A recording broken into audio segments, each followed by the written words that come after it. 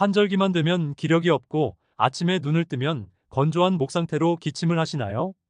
평소 손발이 차고 피로가 쉽게 회복되지 않으신 분들도 많은데요.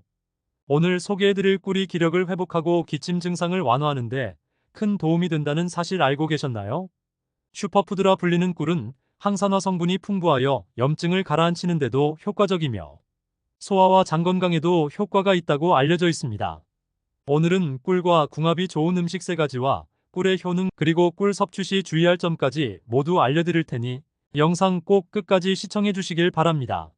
내 가족의 건강을 챙기는 마음으로 정보를 전달해드리는 건강의 민족 채널 구독과 좋아요 눌러주시고 알림 설정까지 해주시면 빠르게 유익한 건강 정보를 받아보실 수 있습니다. 그럼 오늘의 영상 주인공인 꿀을 만나러 가보겠습니다. 꿀과 함께 먹으면 보약보다 좋은 음식 첫 번째는 바로 생강입니다. 자고 일어나면 목이 칼칼하고 잔기침으로 고생하시는 분들이 많으신데요. 꿀과 생강을 함께 먹으면 폐를 따뜻하고 촉촉하게 만들어서 만성기침에 도움이 됩니다.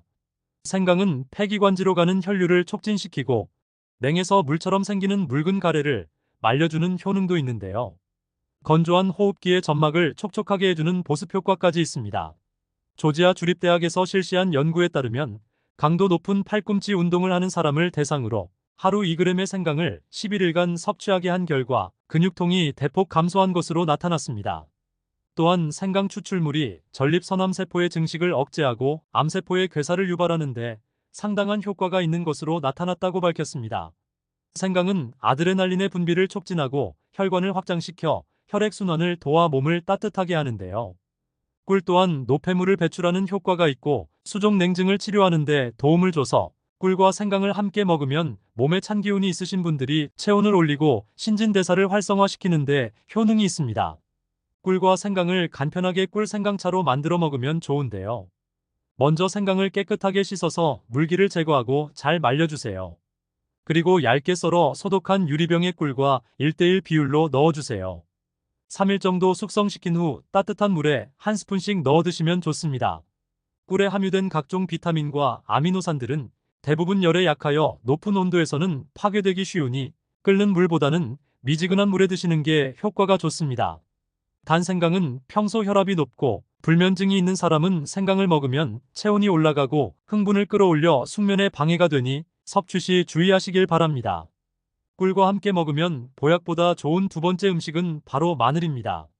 마늘의 매운맛을 내는 알리신 성분이 강력한 살균과 항균 작용을 하는데요. 이 알리신이 근육의 피로물질인 젖산을 배출하는데 큰 효과가 있습니다. 마늘과 꿀이 만나면 꿀에 함유된 과당과 포도당이 우리 몸의 에너지로 쓰이며 근육의 힘을 강화해 주는데 도움을 주는데요. 꿀과 마늘을 이용한 건강 레시피 2가지 알려드릴게요. 먼저 꿀마늘을 만드는 방법을 알려드릴게요. 마늘 껍질을 제거하고 깨끗이 씻어준 다음 물에 적신 면보를 찜기에 얹고 마늘을 넣어 중불에서 10분 정도 쪄줍니다. 마늘을 식히고 소독한 유리병에 마늘을 담고 꿀을 잠길 만큼 부어주면 됩니다. 아침 저녁으로 마늘 5에서 8발 정도를 먹으면 되고 서늘한 곳에 보관해 주시면 됩니다. 이렇게 완성된 꿀마늘은 피로회복과 기력 보충에 아주 효과적이며 게르마늄이 많이 함유되어 있어 피부염과 알레르기에도 효과가 좋습니다. 꿀마늘로 해독차를 만들어 먹으면 불필요한 노폐물과 독소 배출을 해주고 혈액을 맑게 해줘 혈관 질환에도 도움을 주는데요. 꿀마늘을 이용한 해독차는 꿀마늘, 레몬을 준비해 주시면 됩니다. 통마늘 2개 정도를 잘게 다지고 레몬은 식초나 베이킹소다로 깨끗이 씻어주세요. 레몬은 껍질째 얇게 썰어주시고 마늘과 같이 소독한 유리병에 담아주세요. 마늘과 레몬향만큼 꿀을 부어주시면 꿀마늘 해독차 완성입니다. 꿀마늘 해독차 역시 마찬가지로 미지근한 물에 한두 스푼 넣어 마셔주시면 좋습니다. 꿀과 마시면 보약보다 좋은 음식 3번째는 계피입니다. 계피는 진통 완화에 뛰어난 효능이 있는데요. 매일 아침 따뜻한 꿀 한 스푼에 계피가루 반 스푼을 타서 마시면 수족 냉증, 생리통, 관절통 등의 효과가 있습니다. 마늘, 생강, 계피 모두 따뜻한 성질의 식품으로 혈액순환 촉진에 효능이 있습니다.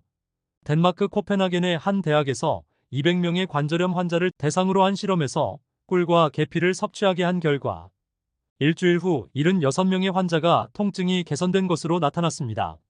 이 같은 결과는 꿀의 풍부한 항산화 성분과 계피의 신라말데히드 성분이 강력한 항산화 효과를 발휘하여 염증 효소와 염증 유발을 억제했기 때문입니다. 꿀과 계피의 풍부한 항산화 성분들은 관절염 완화에 도움을 줄 뿐만 아니라 함암 예방에도 효과적으로 알려져 있습니다. 또한 꿀에 풍부한 아부시스란 성분이 위장 질환의 대표 원인 중 하나인 헬리코박터균을 억제하기 때문에 위염이나 속쓰림 증상이 심할 때 꿀 계피차를 마시면 통증 완화에 큰 도움이 됩니다. 꿀 역시 과다 섭취하면 비만, 이상지질혈증 등이 생길 위험이 커지고 혈당 상승의 원인이 되는데요. 특히 당뇨 환자는 섭취 시 주의해야 하며 당뇨 환자의 꿀 1일 권고 섭취량은 25g입니다. 꿀로만 치면 3분의 1 큰 술이니 이 점 꼭 참고해 주시길 바랍니다. 또한 벌꿀에 들어있는 소량의 독소 성분이 태아와 유아에게는 민감하게 반응하므로 임산부나 영유아는 벌꿀 섭취를 조심해야 합니다. 여러분은 천연벌꿀과 사양벌꿀의 차이점을 아시나요?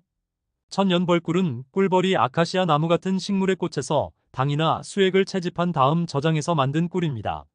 반면 사양벌꿀은 꿀벌에 사탕수수로 만든 설탕을 먹여 생산하는 꿀을 말합니다. 농촌진흥청 연구 결과에 따르면 천연벌꿀과 사양벌꿀의 구성 성분은 아미노산과 무기질에서 큰 차이를 보이는데요.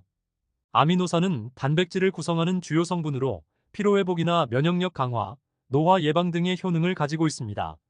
이런 아미노산이 천연벌꿀에는 많이 포함되어 있고 사양벌꿀에는 거의 들어가 있지 않은 걸로 나타났는데요. 칼륨 또한 천연벌꿀이 사양벌꿀보다 10배 이상 많고 칼슘도 천연벌꿀이 2배 많은 것으로 나타났습니다. 꿀의 모양만 봐서는 전문가도 쉽게 구별하기 어렵다고 하는데요. 사양꿀은 라벨지에 사양꿀이라고 기재되어 있으니 구입하기 전에 꼭 확인해 주세요. 또한 식약처에서는 탄소동 유연소 비율을 확인하여 벌꿀 유형을 확인할 것을 당부했는데요. 벌꿀은 탄소동 유연소 비율이 -22.5% 이하인 경우 꽃꿀인 자연, 천연꿀이니 꼭 확인하시길 바랍니다. 마지막으로 꿀 보관법에 대해 알려드리겠습니다. 예로부터 꿀은 절대로 썩지 않는다는 말이 있는데요. 그 이유는 첨가물 없이 낮은 수분과 높은 당도를 갖추고 있어 미생물이 번식하기가 쉽지 않기 때문입니다. 여기에 부패 방지 효소까지 함유하고 있기 때문인데요. 식약처에서는 안전하게 보관하기 위해 공기가 통하지 않는 밀폐 용기에 보관하고 직사광선을 피해 그늘진 곳에 보관할 것을 권고하였습니다. 또한 냉장고 보관 시에는 결정이 생길 수 있어 상온 15도씨에서 25도씨에 보관할 것을 권장합니다. 오늘은 꿀과 함께 먹으면 보약처럼 좋은 음식 3가지, 생강 마늘 계피에 대해 알아보았는데요. 오늘 영상이 도움이 되셨다면 주위의 관절염으로 고생하시거나 기력이 없으신 분들에게 공유해주세요. 건강이 민족에서는 다음에도 건강에 더 도움이 되는 영상으로 보답하겠습니다. 끝까지 시청해주셔서 감사합니다.